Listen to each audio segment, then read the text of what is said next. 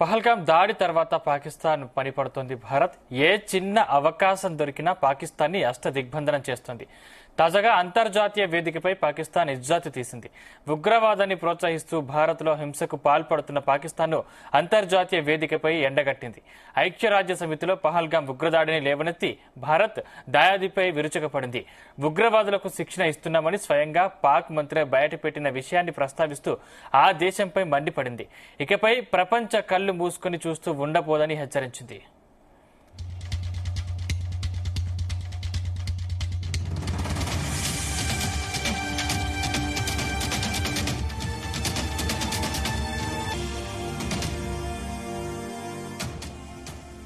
New York లో ఉగ్రవాద అనుబంధ నెట్వర్క్ బాధితుల కార్యక్రమంలో ఐరాసకు భారత డిప్యూటీ శాశ్వత ప్రతినిధిగా ఉన్న యోజన పటేల్ పాల్గొన్నారు. ఈ సందర్భంగా ఆమె మాట్లాడుతూ పహల్గాం దాడి ఘటనను ప్రస్తావిస్తూ పాక్ ఇజ్జత్ తీశారు. ఉగ్రవాదులకు మద్దతు ఇస్తున్నట్లు పాకిస్తాన్ రక్షణ మంత్రి ఇటీవల అంగీకరించడాన్ని ప్రపంచం మొత్తం విన్నదన్నారు. ప్రపంచ ఉగ్రవాదాన్ని పాకిస్తాన్ పెంచి పోషిస్తుందని తెలిపారు. ప్రపంచం ఇకపై కళ్లు మూసుకుని చూస్తూ ఉండదని వార్నింగ్ ఇచ్చారు. భారత్పై నిరాధార ఆరోపణలు చేయడానికి ఈ అంతర్జాతీయ వేదికను పాక్ దుర్వినియోగం చేస్తోందని మండిపడ్డారు.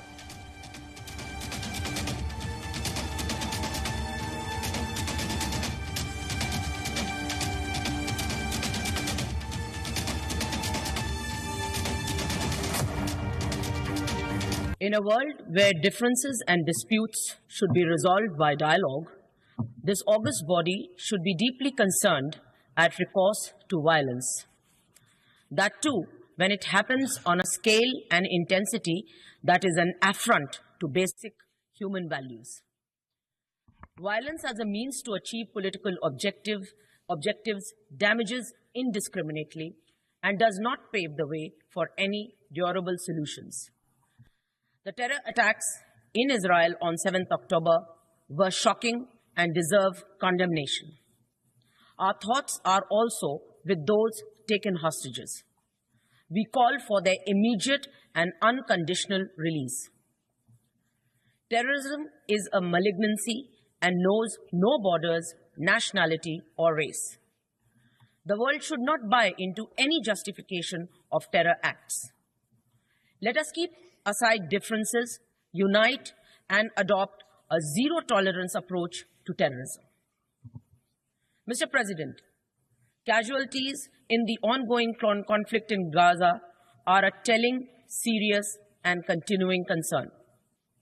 Civilians, especially women and children, are paying with their lives. This humanitarian crisis needs to be addressed. We welcome the international community's de-escalation efforts and delivery of humanitarian assistance to the people of Gaza. India too has contributed to this effort.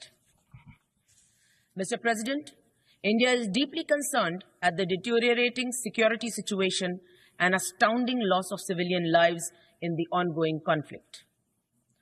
The escalation of hostilities in the region will only exacerbate the humanitarian crisis. It is necessary for all parties to display the utmost responsibility. Mr. President, India has always supported a negotiated two-state solution to the Israel-Palestine issue.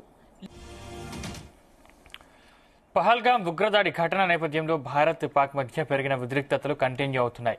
ఈ పరిస్థితులను దౌత్య మార్గం ద్వారా పరిష్కరించుకోవాలని, బాధ్యతాయుతమైన పరిష్కారం కోసం ప్రయత్నించాలని China, అమెరికాలు ఇప్పటికే సూచించాయి. అయితే పాకిస్తాన్ ఉగ్రవాదానికి మద్దతు ఇస్తున్న విషయాన్ని మరోసారి ఐరాస వేదికగా భారత్ కడిగి పారేసింది. ఆ దేశ రక్షణ మంత్రి ఈ విషయాన్ని అంగీకరించారని, గ్లోబల్ టెర్రరిజానికి పాక్ ద్రోహి అని భారత్ మండిపడింది.